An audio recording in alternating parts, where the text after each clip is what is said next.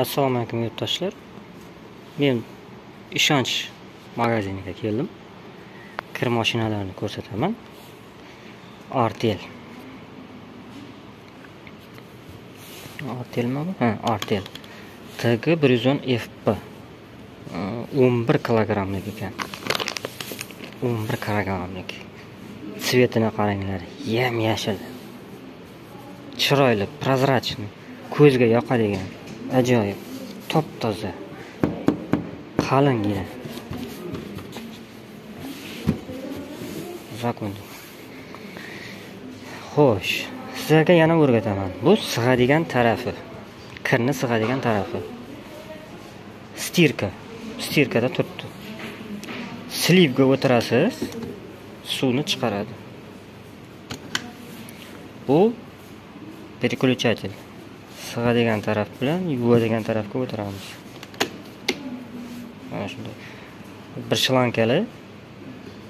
Ana shu joydan arestonga ulab olib kelasiz. Sig'adigan tarafga qo'ysangiz, sig'adigan tarafga suv tushadi. Yuvadigan tarafga qo'ysangiz, yuvadigan tarafga suv tushadi. Xo'sh, mana. Yarim avtomatlik. Hamma instruksiyasi bor shuni ichida. Agar ko'pchilik yangi olganlar tushunmaydi, bilmaydi. Mana. Penoplast. Plastmassa. Prozrachniy. Ajoyib, chiroyli.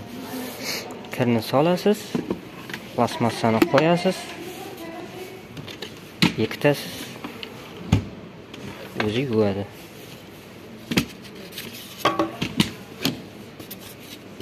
Buni qo'yishdan maqsad o'ynab ketmasligi uchun.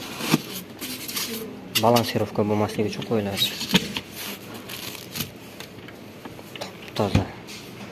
Keyin mana podarkasiga 23 ming so'm kir yuvish kuni Artel avtomat 0.9 kilogramm. 1 kilogramlik Aprel. Soda.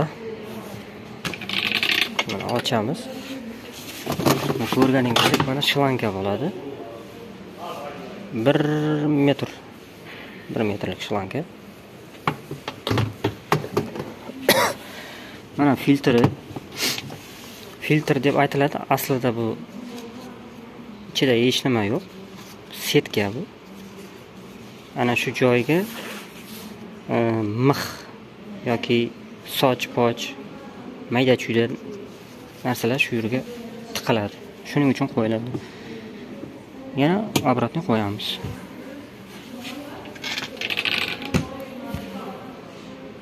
E'tiborlaringiz uchun rahmat.